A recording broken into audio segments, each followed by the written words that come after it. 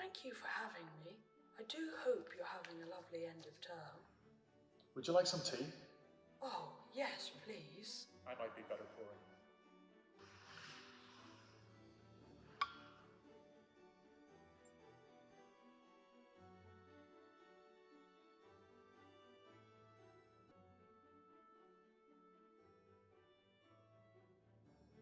Has it been a good year? Yes, it has. We were inspected. Oh, and how was that? Excellent. In all areas. Perhaps you would like a marmalade sandwich to celebrate. I have one already. I keep mine in here. Ah. For later.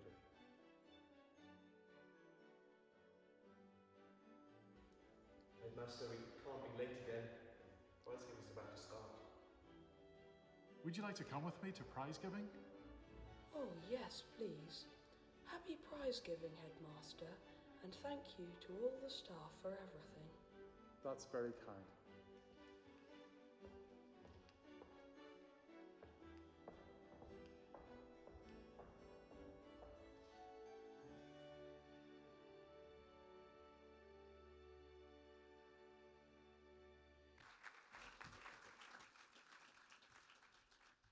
It's all I want to do is just walk in here as normal and just get a day off to a relatively normal start. But it seems that we've set a good team to be continuing with it. Dear Shiplake governors, parents and pupils, live at the events and celebrations of the Jubilee weekend. And hundreds of people, this brown teddy bear, created by Michael Bond in 19, would have played such a memorable role in the Jubilee celebrations. The commentary on the BBC while being played out. And the commentator said that while the Queen takes her role throughout her long reign, she has never taken herself too seriously. This academic year, I stood in front of the common room and actually made that while what we do, we take immensely seriously, after the challenges of the previous year, we owed it to ourselves and the pupils every opportunity to smile, to laugh, to enjoy each other. In short, to put the fun back into school and into our lives. I hope that there will be plenty of reason to smile this morning and reflect on a tremendous year. Even in the last 5 days, a platinum ball many of you came to. It was just pure fun. A Shiplake Rocks concert on Monday evening. 3 hours of quality music, 100 people here. And how lovely it is to welcome you to our prize giving and speech day ceremony this morning. This is the first time since the summer of 2019 that we have been able to marquee as normal. For many of us, myself included, this is a time at Shiplake.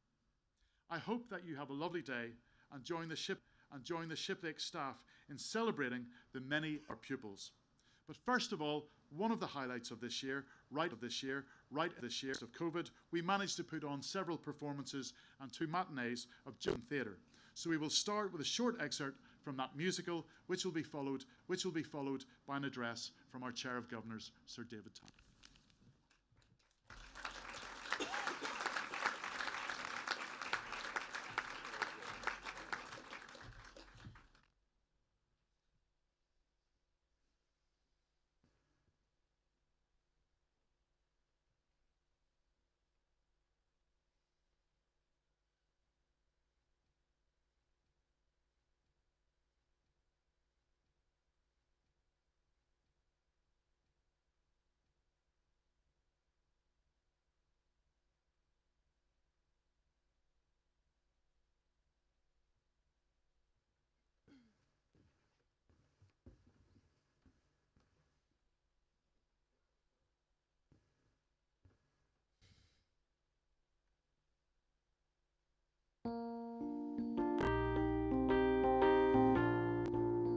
I close my eyes, drew by a ton to see a ton. What I thought far, far away. Someone was weeping, but the world was sleeping. A dream will do. I rode with golden light, bright colors shining, wonderful and new. In the east, dawn was breaking and the waking. Any dream will do. A crash of drums, a flash of lights. My golden clothes flew out of sight. The colors faded into darkness. I was left alone. May I return to the beginning, bright colors dimming, and the dream is to the world and I. We are still waiting, still hesitate. Any dream will do.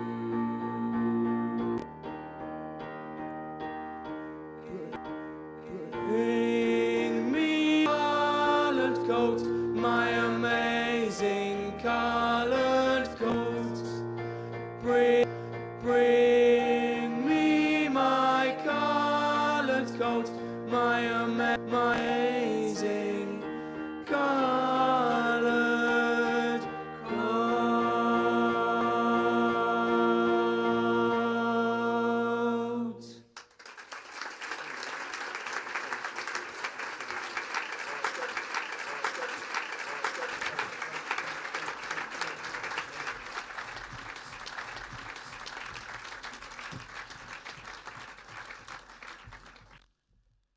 Well, follow that then, if you're the chairman of the Headmasters, inventive personality and some great, very, very much indeed.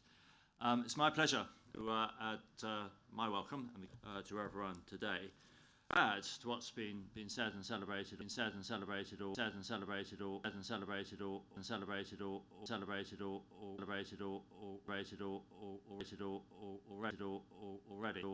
already.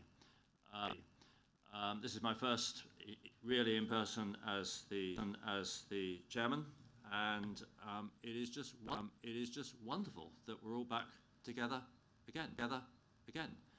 We've got through it. I know COVID's not through it. I know COVID's actually, I think we've got through the big challenges and everything else. Of our students, well done. I'm proud of our who've done a fantastic job in adapting for the good learning that still went on, and to the parents and who are indeed on their own screens, for your patience at college, where we had to transform almost completely our youngsters. Inevitably, there are some good things that have come out of that, especially, but I think we can look forward with confidence now to some kind of normal working life, but also personal lives as well. So thank you everybody for keeping the college together, and back to what I said about the staff for working through very hard and difficult times. The Board of Governors pride in Shiplake, and I think you know this already, some very serious compliments from our in the Good Schools Guide, which probably all the parents here will have considered to send youngsters here. We got a big accolade this year, and that is to have about our academic side. We've always been a cracking good school for everything else, but we had that accolade as well. And Headmaster and I were particularly delighted to see that. All of you will, I'm sure, have seen by now the inspection that was held a few weeks ago here. It's fair to say that the state and the headmaster and the staff are absolutely over the moon about what was. We are, as a school, the college, excellent in all categories. I think there's a banner out there, which I was a bit early this morning, that says more or less that. Given away for nothing, and it's very exceptional. Almost to the embarrassment of us to say how outstanding and excellent this college is. I won't say too much, but our teaching is excellent.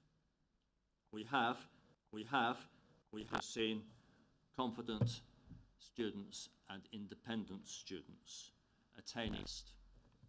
To me, okay, if we're doing that as a school, I think that's what we're about. And that's in the classroom, but it's also outside. Many of you know I have with rowing, and our rowers are not able to be here today. Why? Because we have 35 or 37 competing at Henley Royal Regatta, which I'm told by Dave Curry, the head coach, is more than any other school has achieved in 143 years of having that number of students actually racing at Henley. So I'm very pleased with what happens in the classroom, what happens outside the classroom, and with that expression, the inspectors, of what it says about our students. So well done, those of you who are here and those of you who are listening outside. A good board, and I think board, always has to look ahead. Our job is to set the strategy for the college, to think ahead, to ensure that our staff and others here are doing a great job, ensure that we're safe. I think we've had the ticks in those boxes. So to look ahead a little bit, but in next year we will be introducing girls into year 7, and that means 5 years after that we will be a fully co-educational school. The parents who are here and are going to want to send their children to Shiplake in the future will feel that's a good thing. Some 10 years ago maybe, and I was still on the board then, we introduced girls into our 6th form. And that has been a resounding success for the boys and the girls. So that's important as well. And I think we have a completely exceptional 6th form. In fact, we're almost having to say to some girls who want to come here, well, we are, we're full. And I'm confident that that will be the case when we begin to bring girls in throughout the school. It will change the school, but in a good way. The whole basis, the culture and the everything else be the same, but I think it's a great way to go. We will grow a little bit larger, but it's a very close and personal school. One of the outcomes from our inspection was we're allowed to number. Actually, it's just as well, because we've got another 40 students coming in September, and we would have gone over the number we were allowed if we hadn't had the tick in the box. But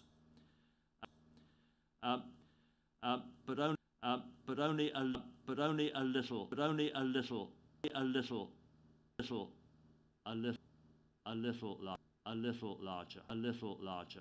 larger. The college will always remain as far as the board is concerned, and a headmaster, a relatively small school, but with a little greater number of students. It means actually we can do a little bit more. And our core values will be the same. In fact, will be enhanced by having, I think, the co-ed experience. Excellent teaching, small class sizes, lots of extracurricular activities, and helping the young people in the college to become confident in themselves, independent in themselves, and move from Shiplake to have a great life. So that's all I need to say. I wish you all a great day today, and thank you again to everyone who has contributed to the huge success of our college. Thank you.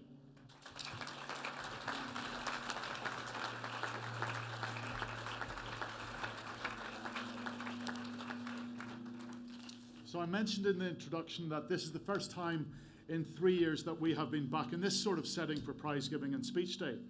It certainly feels like we have been living through an extended period of turbulence, not just due to the pandemic. Now we are facing increasing financial instability and insecurity.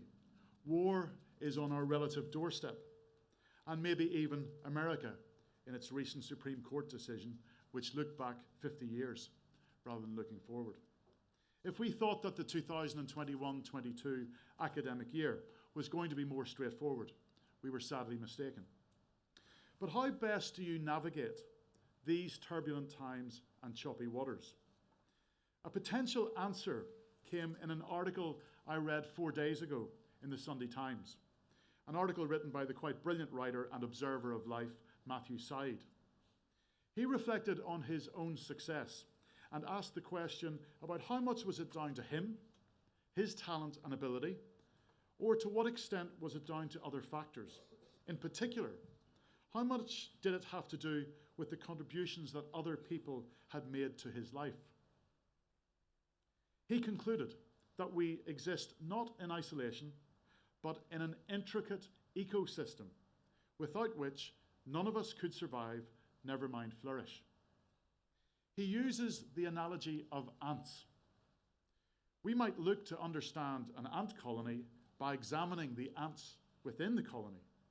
Individual ants deploy a vast range of behaviors, but he argues that you could spend a lifetime examining individuals and yet learn nothing about the colony. Why? Because the success of ants is not down to the parts, but down to the whole. The whole is greater than the sum of the parts. And this stood out for me because I think exactly the same is true of Shiplake College. The things we do here at Shiplake, the education we try to provide, there are so many people doing so many things, deploying a vast range of behaviours, but it is all done within our community, within our colony. That community comes down to the ethos, but it is the people who contribute and nurture that ethos and add so much value to the students here. On your behalf, I would like to thank the staff for the continued support that they give your children. When we do big one-off events, it's very easy to single out individuals to say thank you to. But the risk of that is one tends to overlook the constant, regular effort that continues on a weekly basis. In particular, those teachers who give up their lunch times, those teachers who run activities, those teachers who turn up on a Saturday morning and take team sports. It is absolutely invaluable. And those positive relationships and role modelling are so important to the education of our young people. But the Shiplake colony extends to far more than just our academic staff. In 1962, President John F. Kennedy visited NASA for the first time. During his tour of the facility, he met a cleaner who was carrying a broom down the hallway. The president casually asked the cleaner what he did for NASA. And the cleaner replied, "I'm helping put a man on the moon." Finance, maintenance, grounds, estates, our pastoral support, the matrons, the Rev, they are all helping to put our pupils on the moon. As you know, the school was inspected about 6 weeks ago. A 7-person ISI inspection team rode into Shiplake, armed with questions and a desire to dig deep into what makes Shiplake tick. To give you an idea of what an inspection week feels like, whatever they say, or however they try to put your mind at ease, when they walk around or suddenly appear in your class, as they did in my class at 8:40 a.m. on that Friday morning, you can almost hear the theme tune or the theme music from a Clint Eastwood spaghetti western. For those too young to remember or for whom that means nothing, just Google the good, the bad and the ugly and you will know what I mean. The staff worked incredibly hard in our preparation for inspection. We knew it was coming, but we didn't exactly know when. And as much as it puts all of us under pressure, the inspectors also face a major challenge. In the space of a few days, to understand both the ants and also the colony. And the best piece of advice that I was given was that we had to be ourselves, to be authentic. And the inspection report, I feel, gets Shiplake. It gets what makes us tick. And it's hugely reaffirming to get a big rubber stamp which says Shiplake is excellent in all areas. But excellent at what? Well, there's only one area of focus that they're interested in, and that is outcomes for pupils. That is the sole focus of inspection. Outcomes for pupils. And if you will indulge me, I would like to share a few key lines from that report. On the academic front, pupils achieve highly in their academic studies in relation to their starting points. The pupils benefit from the school's fulfilment of its aim to promote an enthusiastic ethos of participation and the importance placed on attaining their personal best. Shiplake College is a personal best school. That sums up our academic ethos. But we do so much more. In terms of self-development, the report says this: pupils display high levels of confidence and self-awareness. They are reflective and resilient and show perseverance whenever difficulties arise, whether they be academic, personal, or physical, and appreciate the high-quality pastoral care and unconditional support provided by the school. They are aware of their strengths and weaknesses and empathetic with those of others. I'm convinced that those are the sort of young people that you want to leave Shiplake College when they're 18 years of age. But the line of all lines that stands out a mile for me is this: pupils exhibit a mature sense of self-understanding and self-esteem without any hint of arrogance. And that's really important to me. That's a great line. I'm looking forward to open day to use that line. But our challenge is to try to achieve that and instill that in every pupil. But we're not a perfect school. There isn't a school in the land which is perfect. I'm not perfect. I make mistakes. Our teachers make mistakes. Our pupils are pre-programmed to make mistakes. They're not perfect. Parents, you're not perfect. Governors, you are perfect. But within this imperfect world in which we try our best and we give unconditional support, what will get us through and keep us progressing is solidarity within our colony. Continued investment of time, effort, energy in our colony, in our community. It's very special. I inherited a school on an upward trajectory, and that trajectory continues. This report gives us the springboard to strive for continued and further excellence in the years ahead, and it starts from this September. In closing, to those who took public exams this year, well done. You helped to press the reset button on exams, on a normal school year. You showed your calmness under pressure, sustained focus and resilience. It has set a very, very good example for those pupils coming after you. For the parents of our leavers, how well prepared are your children for the big step away from school? Again, we can look to the inspection report, for it states, older pupils and leavers say that they feel well prepared for their future lives, having been given confidence and the feeling that they could change the world. That's the feedback from pupils, not from teachers. So to our leavers, I leave you with one challenge. Do just that. Change the world. It doesn't have to be in a grand way. It's possible to do it quietly and without fuss. But you are stepping out into your own intricate ecosystems where people have an amazing ability to make a difference to the lives of others. Even though you are stepping out and away, please don't forget the colony that played such a part in shaping you. If you look in from time to time, the ants can still be found working very hard. Some ants will come, some ants will go. But the colony and the ethos that provides its foundation, our core values of inclusive, individual and inspirational, they remain. And the task for all Shiplake pupils and staff from September is to drive our colony onto even bigger and better things. But as we've all seen, challenges are part of life. But being part of something bigger than yourselves will help to give you the support and the armour that you will need to face down any challenge that comes your way. So I wish you all very well, and I hope that everyone enjoys a lovely summer. Thank you.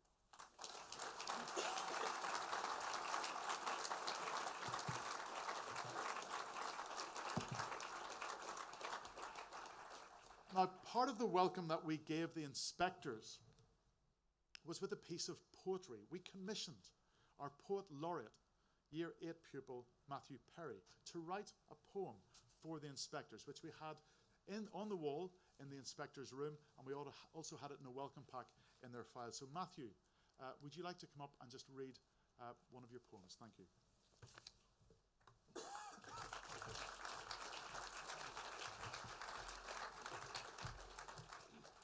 Shiplake College themes. What does being at Shiplake mean? What are the college themes? Inclusive, individual, inspirational, they say. We should try and practice these every day. Inclusive is to work as a team and be part of the dream. To help get the job done, include everyone. Individual is to be your own person, to be your best version, to try not to be anybody else, to just be yourself. Inspirational is to motivate and stimulate, to inspire others, your peers, sisters and brothers. Curious, we long to learn. Open-minded, without a concern. Motivated to do our best. Reflective about what others suggest. Determined not to shirk. Creative in our work. Independent at school. Shiplake 7 is the rule. Let these be your rule, and you will be great at school.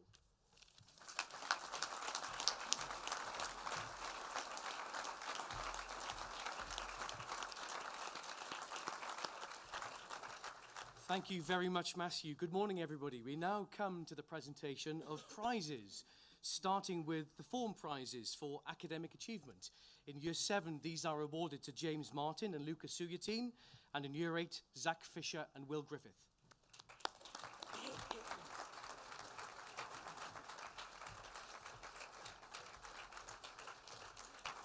In Year 9, form prizes are awarded to Freddie Macaulay and Will Taverner, and in Year 10, Joshua Dawn and Rufus Goggins.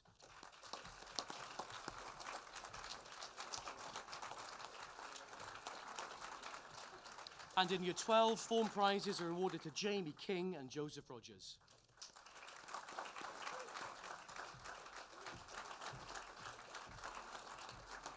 We move now to the Year 11 GCSE prizes for high achievement in a GCSE subject, starting with Art and Design, Monty Walker, Business, Oliver Joyner, and Computing Studies and Theology and Philosophy, Monty Wallace.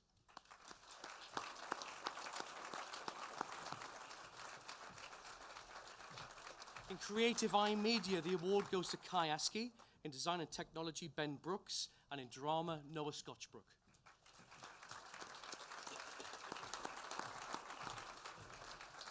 In English, Ben Watkins. In French and Science, Ben Zacharias. And in Further Mathematics and Music, Leo Guo.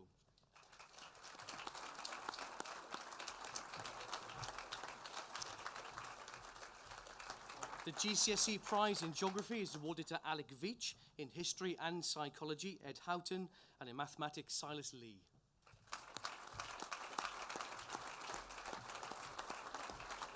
And finally, in Physical Education, the award goes to Archie Esselmont, in Science, Dual Award to Alex Tang, and in Spanish, Oliver Barron Johnson.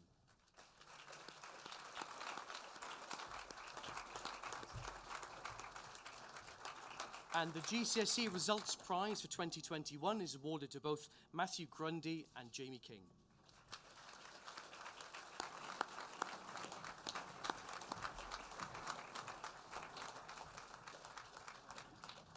Next, we have the Year 13 Governors' Prizes for High Achievement in a Sixth Form subject.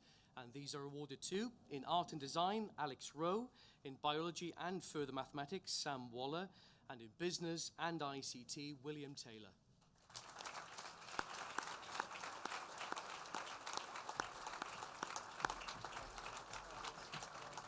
In Chemistry and Mathematics, the award goes to Matthew Johnson, in Criminology, Charlie Bradbury, and in Design and Technology, Freddie Fisher.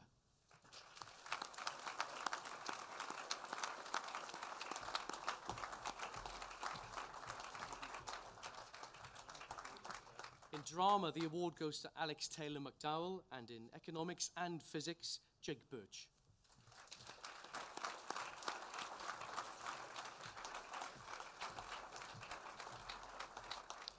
In English, Extended Project Qualification, and Spanish, the awards go to Abby McCarthy.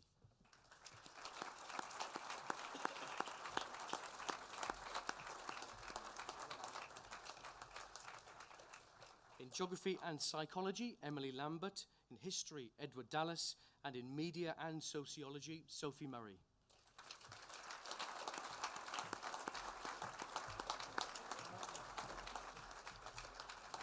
In Music, the award goes to Johnny Miller. In Photography, Mary Oakes. And in Physical Education, Tom Houghton.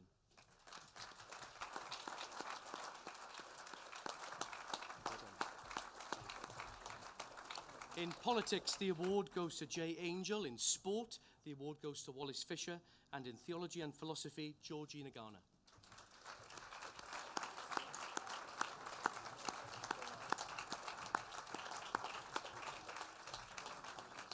And the Sixth Form Prize for 2021 goes to Beatrix May, Anna May Knight, and Laura Passmore. Well done, Laura.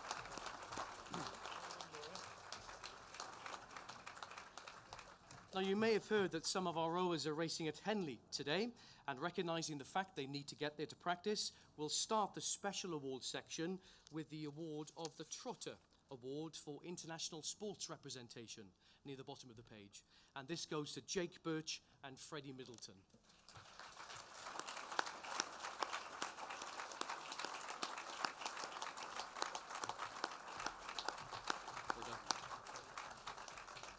We now continue from the top of the page with the Asclepian Award for Achievement in the Visual Arts, and this goes to Vincent Chen, and the Darwin Award for Contribution to the Life of the Lower School. This goes to Will Griffith.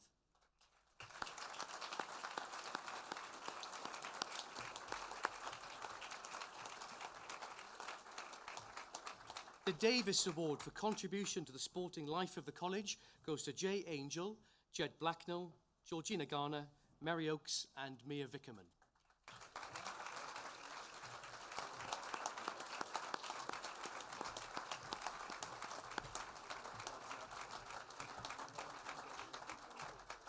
The Eaton Award for Academic Development is awarded to Charlie Watkins and Piers Welsh.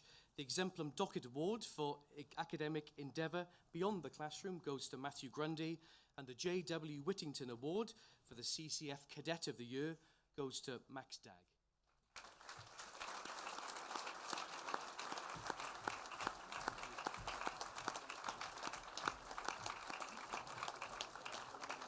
The Larkin Award for Contribution to Singing goes to Billy Fundell. The Lashbrook Award for Service to the Community goes to Jed Blacknell. And the Margaret Wells Furby Award for Achievement in Science by a Year 12 pupil goes to Matthew Grundy.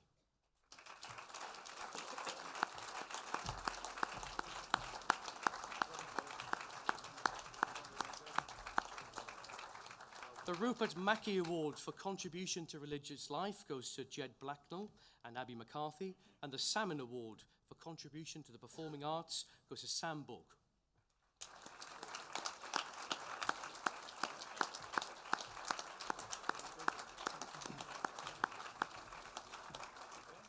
The Shiplake 7 Award for Personal Demonstration of the Shiplake 7 goes to Sebastian Crean Mills and Elliot Jones, And the Spears Award for contribution to college music goes to Johnny Miller.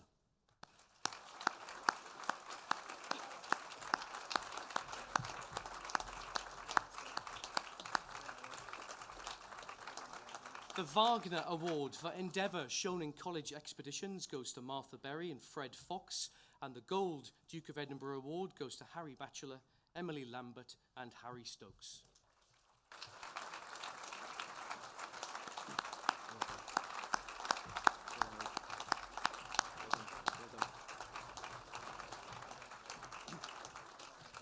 We move now to the Senior Common Room prizes, and these are voted for by the teachers of the Senior Common Room. And we start with the Edinburgh Prize for the non-school prefect who has contributed most to the life of the college, and this is awarded to Georgina Garner.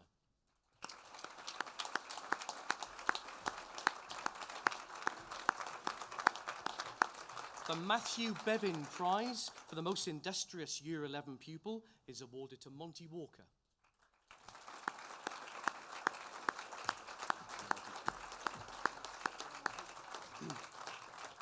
And the Peter Caston Prize for the pupil who has shown notable determination and tenacity during their college career goes to Mia Vickerman.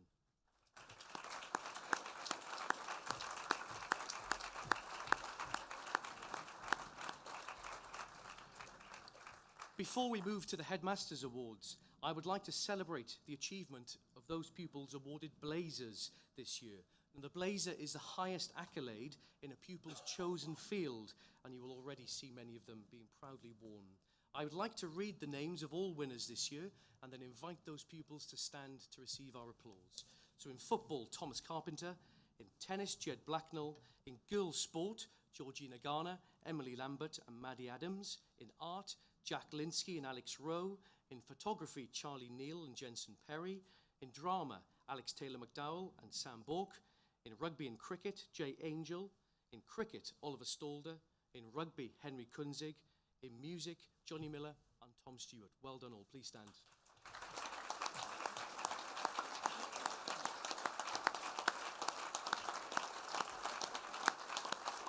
Thank you. Thank you, well done. We continue with the Headmasters Award for contribution to the life of the college, and this goes to Sam Bork, Billy Fundell and Emily Lambert.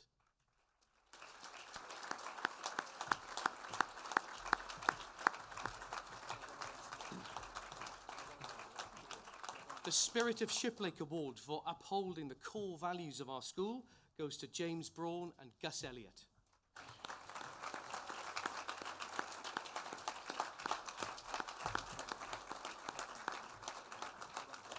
And the Alexander Everett Award for leadership in the college goes to this year's prefect body: Felix Arkle, Gus Elliott, Henry Kunzig, Tom Stewart, Geza Hallman and Ava Harris.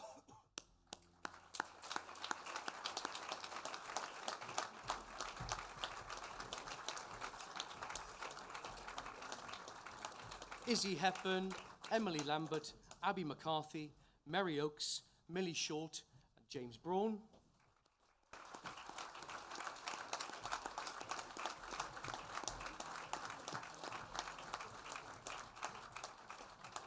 And we continue with Greg Dowden, Johnny Miller, Harry Batchelor, Will Taylor, Sam Bork and Tom Houghton.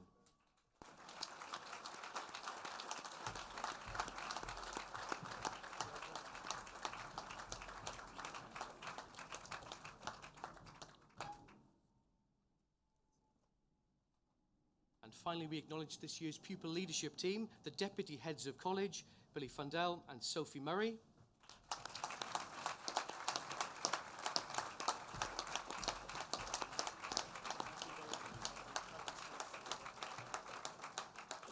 And our joint heads of college, Jay Angel and Casey Green.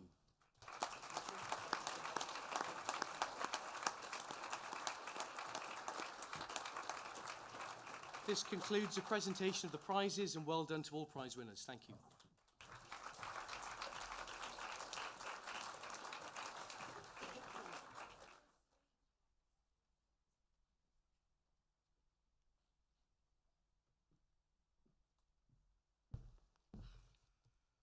Hello everyone. I apologise if I do tear up or cry any moment. My name is Gcse. For the past academic year, I've been joint head of college alongside Jay. I've only been here for what it seems like a very short period of time, but an enjoyable, memorable one. When I got my offer to study and row here, I could not believe my luck. A girl from a small town, Doncaster, came to one of the best rowing schools in the UK. And now looking back, I can honestly say that I'm not the same person as I was in September 2020 when I joined Shiplake. If you told me I was going to make a speech back then, I would have ran in the opposite direction. It is down to guidance, support, and direction from the teachers and support staff that have given me the confidence to be here today. That is something I will always be grateful for. The students and all members of staff here have played a pivotal role in my time here. I chose Shiplake as it was very inviting, and I felt that it was an inclusive environment that I could settle into easily. Everything I saw highlighted the opportunities available, the great education and choices I could make.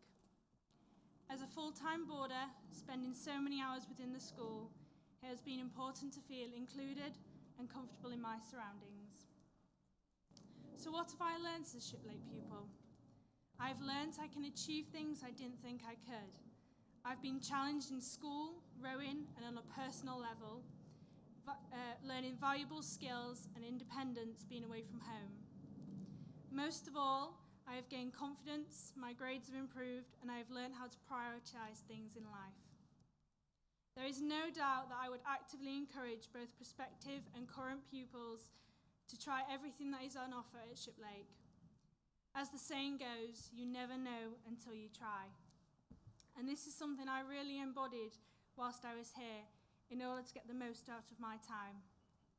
I am leaving Shiplake today knowing that I got involved with everything I could and have loved being part of so many different aspects of the school. That is one of the amazing things here at Shiplake. There is really something for everyone, whether it's art, rowing, music, or anything you love doing. There is always an opportunity for you to pursue it. I would like to think, as one of the heads of college here at Shiplake, I have been approachable, supportive, and honest. For me, it has been an amazing and proud period of time to represent the school on different occasions, both internally and externally, especially during the open mornings, Remembrance Sunday, visiting different schools, along with meeting new people. These events have helped me develop professionalism and made me feel honoured to be given the chance to be involved and represent the school. An incredibly large part of my life here at Shiplake has been, and still is, the rowing. The opportunity to train every waking moment between lessons and the outstanding training programme has supported me in becoming the best at the sport I can be. I have been challenged and pushed these few years and have achieved many things that I will be long proud of.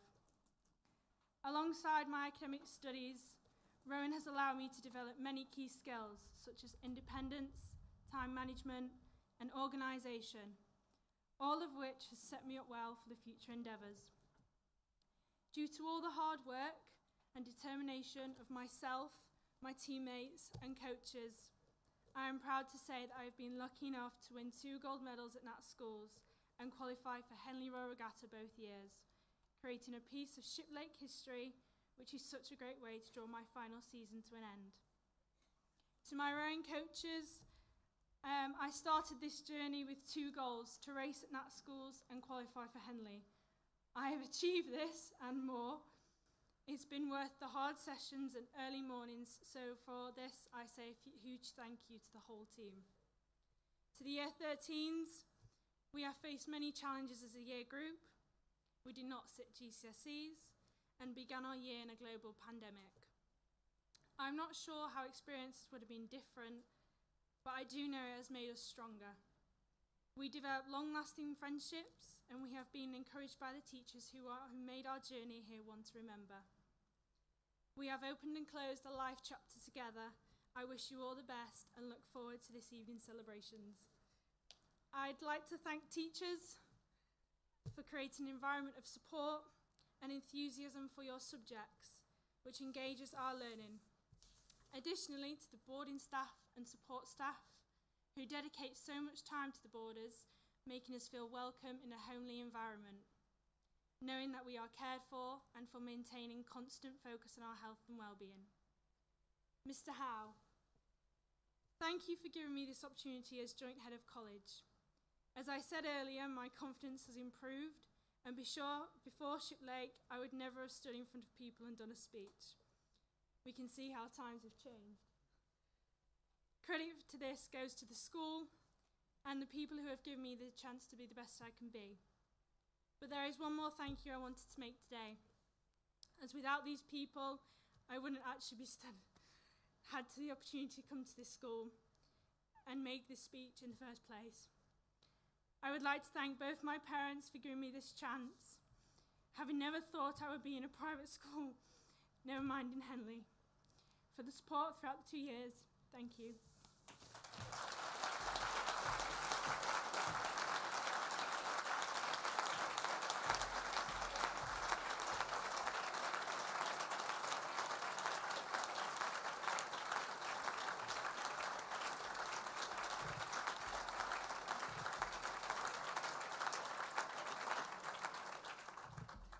Hello everyone, thank you all for joining us today, a landmark day for us Year 13 pupils whose Shiplake careers are coming to an end.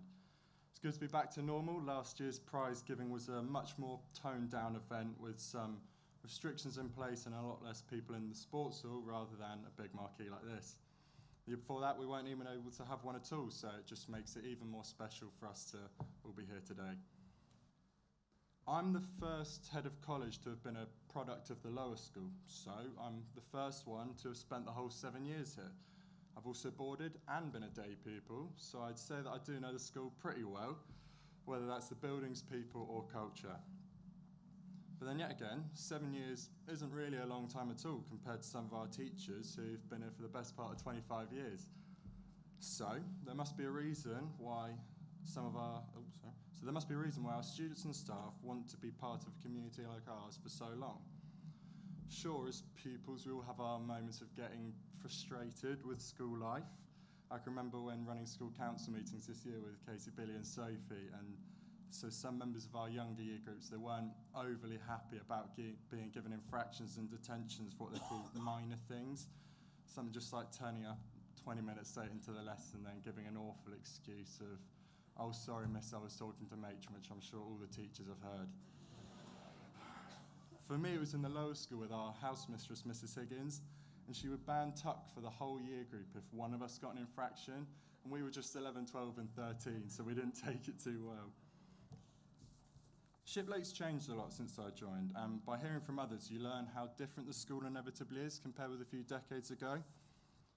I was lucky enough this year to tour a former Shiplake headmaster, Mr. Lapping, with his wife, Mrs. Lapping, around school, which was a nice trip down memory lane for them. But anyway, at the end of the tour, he asked me how my flat was, and I was obviously a bit confused at the time, saying, "Sorry, my flat, I'm not sure what you mean." And he just said to me, "The heads of college still have their own flat, don't they?" I just thought to myself, you know what, maybe change isn't so good after all. If we were here in the 80s, we could have had our own flat case. Would have been pretty cool. So Sam and Phoebe next year push Mr. Howe to get that reinstated. But yes, the school has changed. We have our new sixth form centre, the Davies Centre, not to mention more change to come, like the lower school in the stable yard, new sports pitches, and girls joining the lower school. But our ethos, that hasn't really changed at all. I've been asked to talk to you all about what I've learned from being a Shiplake pupil. But being a Shiplake pupil, what does that mean? You could just say it's like being a pupil of a school like any other.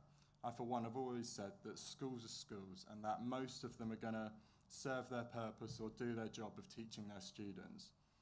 The thing is, a place like Shiplake is actually far more than just a school. We are a boat club, a sports club, theatre company, a collection of music bands and choirs, an activity centre. But most importantly, for many people, it's a place to call home, and not just in the literal sense. But then yet again, I couldn't tell you what the perfect Shiplake pupil is, because for me there is no such thing. It's not this high-achieving international sports person with a grade 8 in violin and speaks 5 languages. That's not it.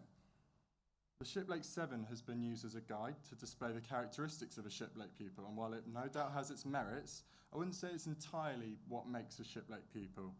I'm sure it's good to have those qualities, whether that's showing determination on the rugby field or being creative in the art workshop, but in my opinion it's a lot more than that. I mean, everyone has their own strengths and weaknesses.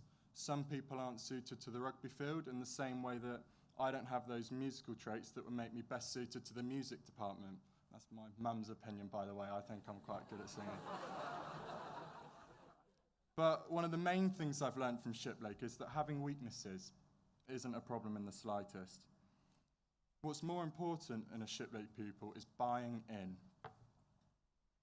This school lets people thrive in their strengths and will do whatever it can to facilitate them. For example, I've had lots of brilliant one-on-one cricket coaching in my time here that has made me a far better player than I could have ever hoped to have been without it. At the same time, what this school is best at is giving people the opportunity to develop their weaknesses and just generally try new things, whether that's sports fixtures for the 4th and 5th 11s, allowing people to become part of the music band or theatre company, or even just trying out any number of our activities, from Japanese club all the way through to fishing. The opportunities are there, but the students have to take them.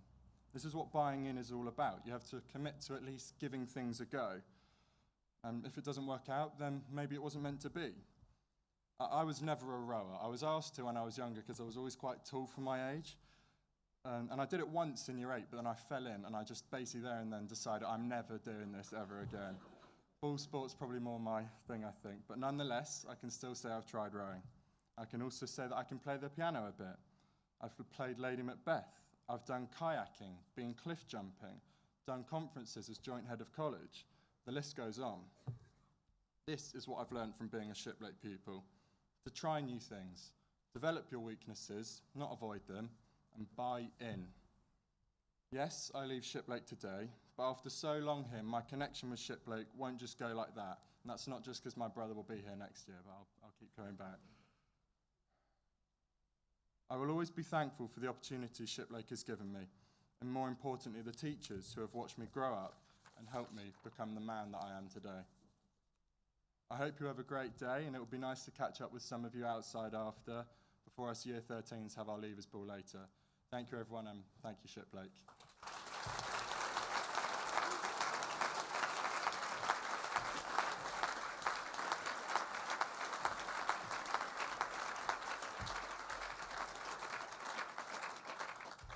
I am delighted to introduce our guest speaker, Jaco Van Gaas, a South African-born British cyclist who competes in paracycling, track and road events.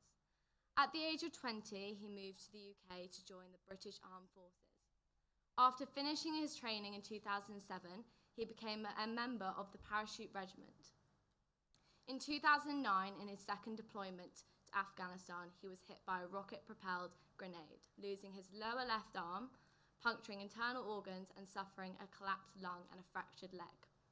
However, with resilience and determination, this led to his athletic career, which began with skiing, where he took part in competitions as a member of the Combined Service Disabled Ski Team. In 2011, he was the first South African-born person to conquer the 8th highest mountain in the world at 8,164 metres. He raised £1.5 million alongside a group of disabled soldiers who, together with Prince Harry, completed a 335-kilometre march to the North Pole for the benefit of the aid organisation Walking with the Wounded. Jaco was accepted into the Paralympic Development Programme in 2013 and made his debut at the 2015 UCI Paracycling Track World Championship. He won 2 gold medals and 1 bronze medal at the Tokyo Paralympic Games in 2020. He is also a 3-time world record holder in track cycling. He's received countless awards, including being appointed an MBE in the 2022 New Year Honours for services to cycling. It is now my pleasure to welcome Jaco Van Gaas to the stage.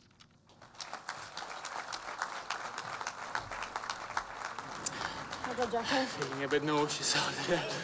Oh, that was hard. That last little bit was... That was tough.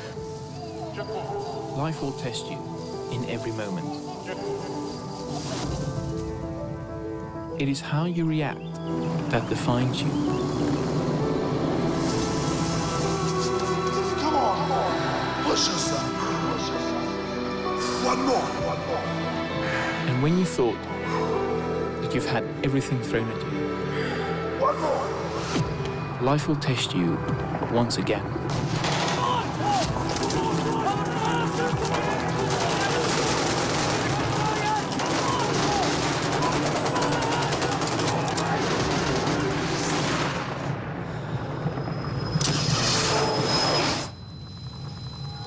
And again.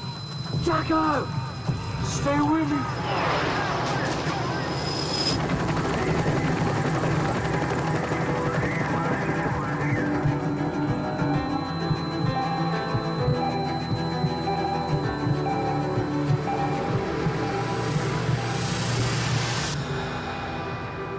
It is how you react that defines you.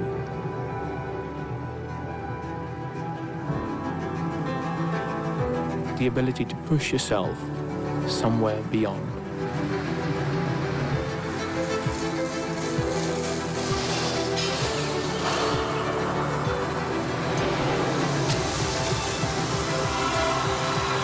The Jaco Van Gaas double gold.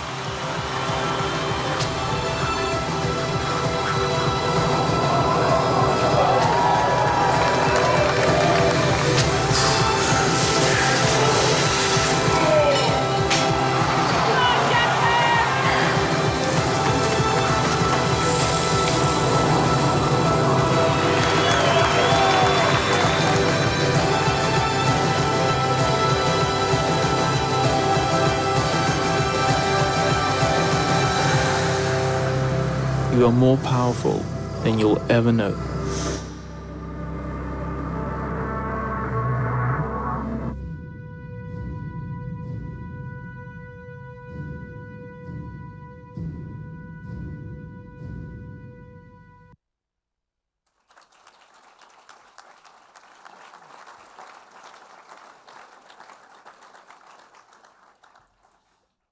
It has been one of my greatest privileges and honours to have served within the British military.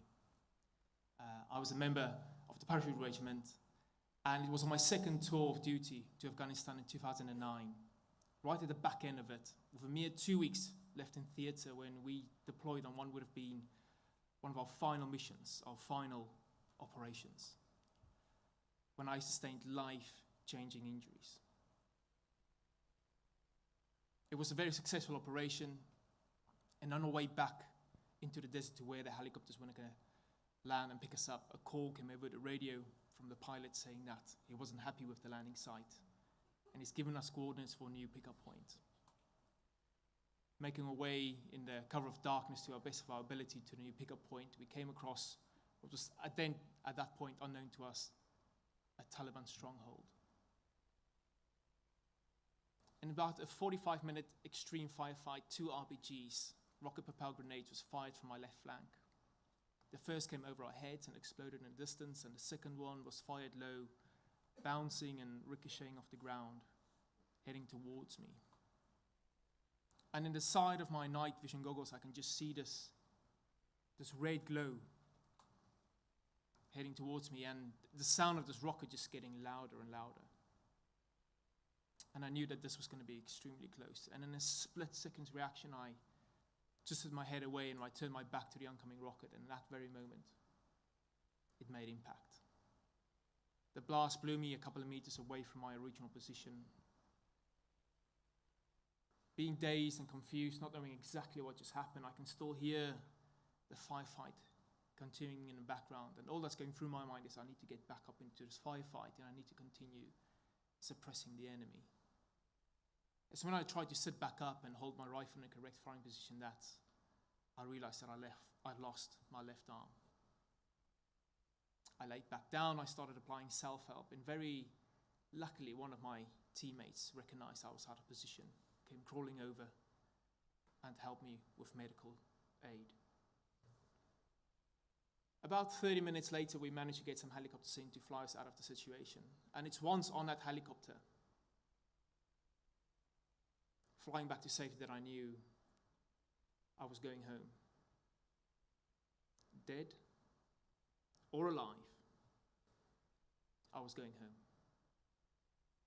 And at that moment, I lost consciousness. 6 days later, I woke up out of an induced coma.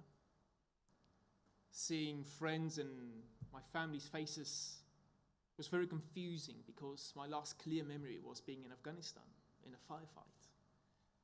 And I knew that I got injured, and I thought I was in a hospital somewhere in Kabul, maybe somewhere in Bastion, and it wasn't safe for them to be there. But with the help of friends and the doctors, they convinced me that I'm in Shiplake Hospital in Birmingham, and that I'm safe and that I'm sound. But this was the first time I really had the opportunity to reflect on what exactly happened to me. That night, I remember losing my arm. What I didn't know is about some of the other injuries I sustained that evening. I lost my left arm just above the elbow. I had a collapsed left lung. I had shrapnel wounds to my left side, which punctured some of my internal organs, which led to having a colostomy for 9 months. I've lost a third of muscle and tissue to my left upper thigh. I fractured my left knee, a fasciotomy on both sides of my left calf, and I broke my tibia and fibula in my ankle. It's upon looking down on myself at this moment in time that I realized that my military career was over. And suddenly a lot of doubt started sinking into me, going through my head. A number of questions of why I survived, why this happened to me. If I can't be in the military with the job that I love so much and that I'm so good at, what I am and what will I be capable of doing with half an arm missing, with a part of my leg missing? Who's going to employ someone like that? What am I going to contribute to society? And I actually started falling into quite a bit of depression, wishing that I wasn't here, wishing that I died that evening. One night in my hospital bed, I was watching a little bit of television, and it was about an Australian lady. She was born without any arms. It was extremely inspirational seeing how she carried on with life, driving, cooking, playing musical instruments. But out of that whole show, she said one thing that stuck with me. And that was that life is 10% what happens to you, and 90% how you respond to it. And I thought that was so powerful. And it is so true that I apply that to my life ever since. Learning to walk again, learning to run again, constantly setting myself small goals, small challenges, reaching them, reassessing, setting new ones. Very soon, the biggest challenge of them all came my way. To walk unsupported to the geographical North Pole with a group of servicemen and women, something that's never been done before. We find ourselves in the Arctic Circle, having trained and prepared extremely hard for this. But taking on a challenge like this, we're going to be facing a number of smaller challenges, and the team's injuries being one of them. And the only way we can overcome that was by knowing each other's strengths and weaknesses, and as a team, working together alongside that, helping each other out. There was a number of things that I couldn't do, which I had to rely on teammates for, and there's a number of things that they couldn't do, or were worse at, that I could step up to the team and pull my weight.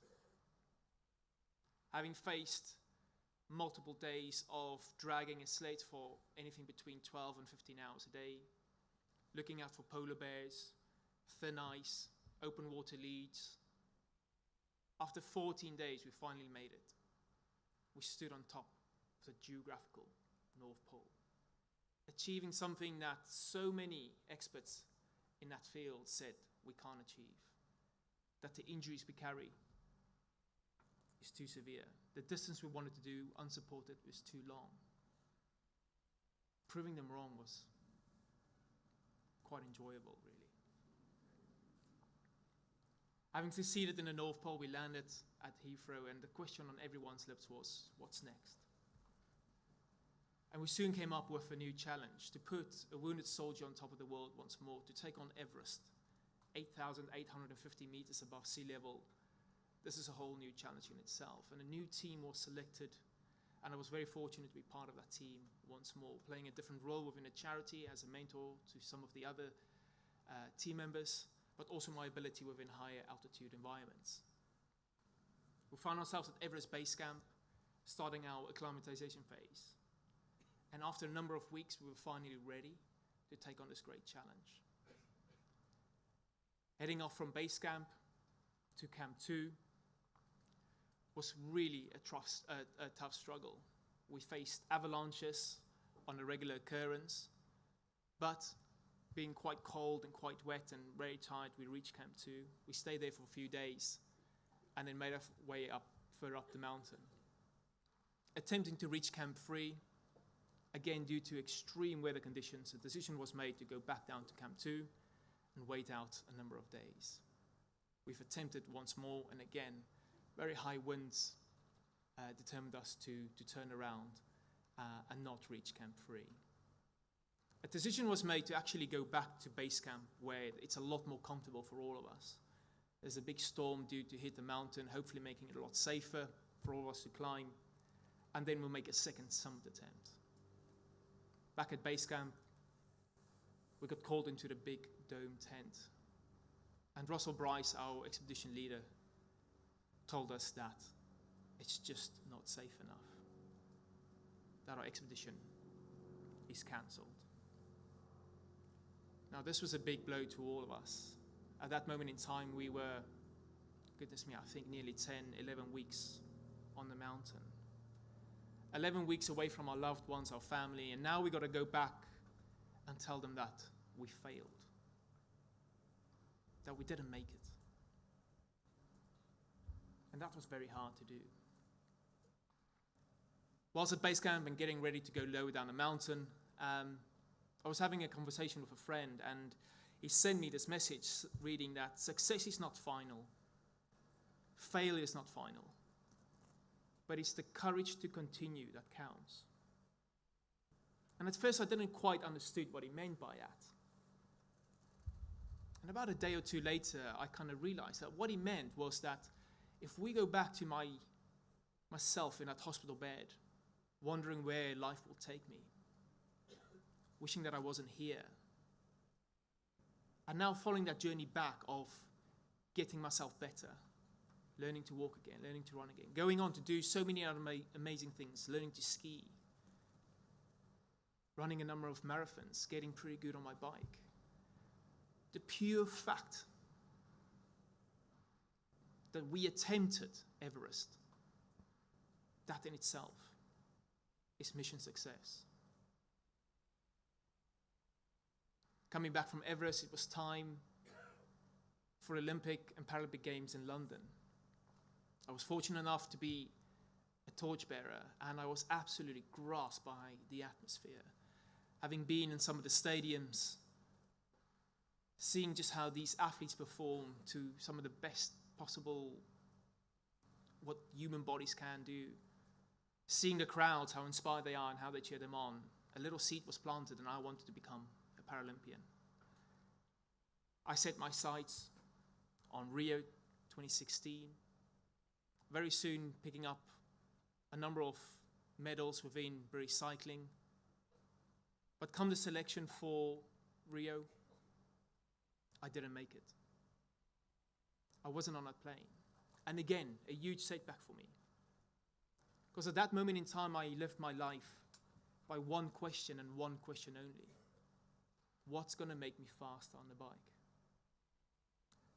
Do I go out to a friend's birthday party, have a few drinks, maybe be up on my feet quite late at night? Or do I stay at home? Do I rest up, have good food, hydrate, be able to train really well the next day? The answer is the latter. What's going to make me fast on the bike? And you apply that question to every single thing you do in life. So to make that sacrifice and to not then get on a plane was very hard to deal with. But I picked myself up and I knew that things needed to change and I needed to find a balance back in my life. And by finding a balance, I found a new love for the sport as well. And during my time, I kind of went back onto some of the expeditions, some of the more adventurous stuff, but I never stopped cycling and I never quite stopped believing that I can become a Paralympian. And in 2020, I was invited by British Cycling to represent them at the UCI Track World Championships, and I came away a 3-time world champion. And with these results, my chances of going to Tokyo looked really well. I stepped back onto the team. We all know what happened then. COVID hit, and there was a big delay. But making the best use of that time, we looked into everything we possibly can. Those marginal gains that we as athletes always hunt for. Before you knew it, 18 months was over, and we were on a plane to Tokyo. And my dream came true. I became a Paralympian. But I thought, while I'm here, I might as well make the best of it. And I came back from the Paralympic Games a 2-time Paralympic champion, a bronze medal winner, and a 3-time world record holder. So what I want to say to you guys today, and especially to you lot here in front of me, that you're going out into that big wide world. Know that there's going to be struggles. Know that there's still going to be difficulties. But don't give up on the first hurdle. Set yourself an Everest. What is your Everest in your personal life or in your future career? You don't just climb Everest by turning up to base camp and within a couple of days reaching the summit. It takes a long time. You have to acclimatize to the high altitudes. And the way you do it is by going from base camp to Camp 1. And I remember this as one of the hardest days of my life. And I reached Camp 1 exhausted, tired, fatigued. And I could see no way of reaching the summit. If this tiny little bit of this big mountain was so hard. But we spent a few hours at Camp 1. We then head back to base camp. On the lower camps, your body recovers. It creates red blood cells, which helps carrying oxygen. And the next time you do the exact same route, from base camp to Camp 1, you find it a great deal easier. And once I got to Camp 1 feeling quite refreshed, it's time to move to Camp 2. And that hardship and that struggle starts again. And you follow this process all the time. You stay a few hours at Camp 2, you come back down to Camp 1, you recover, you then push up, it's easier, and then you go to Camp 3. And guess what? Eventually, you will reach the summit. So with determination, learning from the difficult times, and as a team together, remember, knowing each other's strengths and weaknesses in whatever you're going on to do, in whatever field, never give up. All the best. Thank you very much.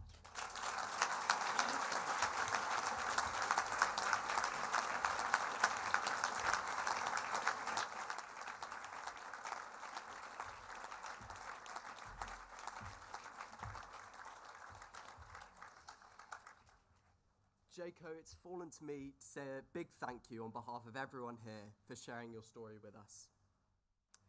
As everyone in this marquee knows, and as Matthew mentioned in his poem, inspirational is one of our core values at Shiplake, and everyone works hard here to inspire each other each day. But wow, your story is truly inspiring. I think I speak for all the leavers here in knowing that there is no more privilege in cotton wool. We are entering the big wide world, and there will undoubtedly be big challenges ahead. If we can face these challenges with an ounce of the resilience and determination you have shown, then I reckon we'll be all right. So thank you so much, Jaco, and please everyone join me in another large round of applause.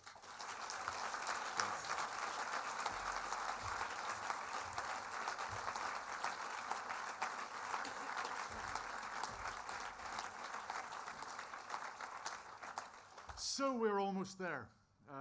And in the midst of Henley Royal Regatta, there's been quite a lot of chat about Henley this morning. No offence, Sir David. We do a lot more than just row as well. But I think it is an absolute triumph, no matter how our crews get on this week, that we have so many people over at Henley and setting that amazing record.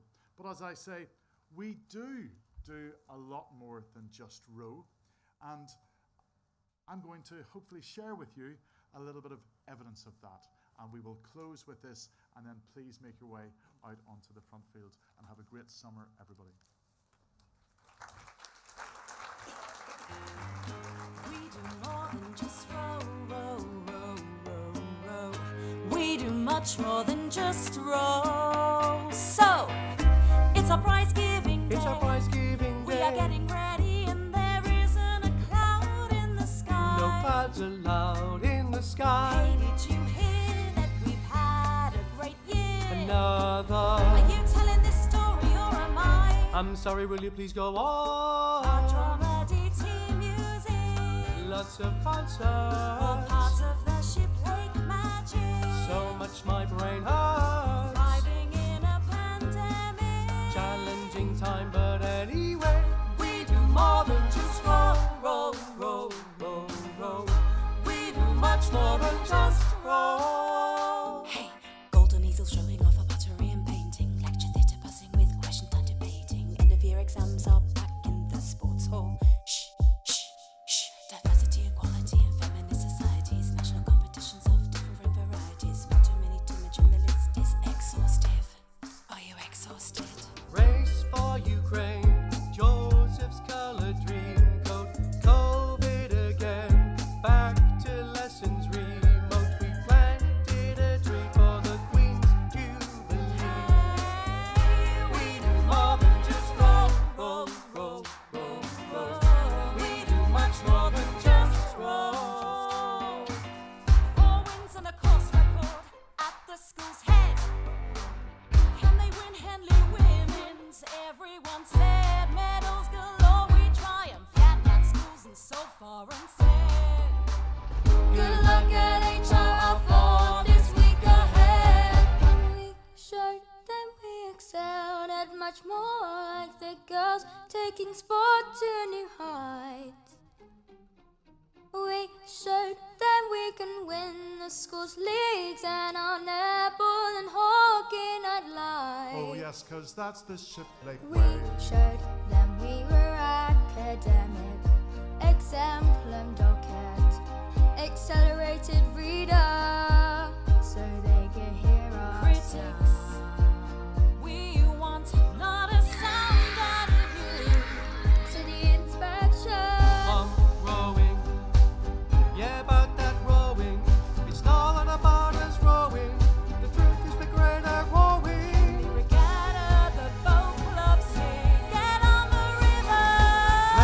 It's a prize giving day. Joseph's We are colored getting dream ready, coat. and there isn't a COVID cloud again. in the Back sky. to lessons remote. We Hey, did you planted hear it that for the we've had Queen's a great Jubilee. year? Are you telling this story or am I? I'm sorry, will you please go on? Our dramedy team music. Lots of concerts. Parts of the Shiplake magic. So much my brain hurts. Thriving in a pandemic. Challenging time, but anyway. Do more than just row. Oh, we do much more than just row. row. Much more than just Shiplake do so row. much more than just row.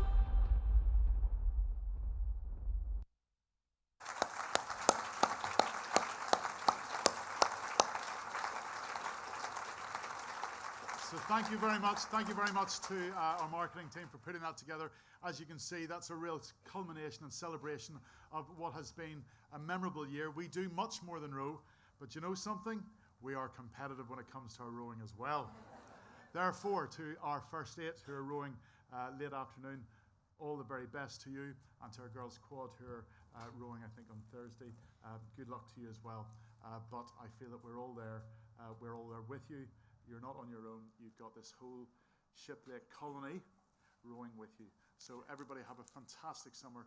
And for those of you who are leaving, best of luck for the future. And those of you who are returning, we look forward to seeing you at the start of September. Thank you.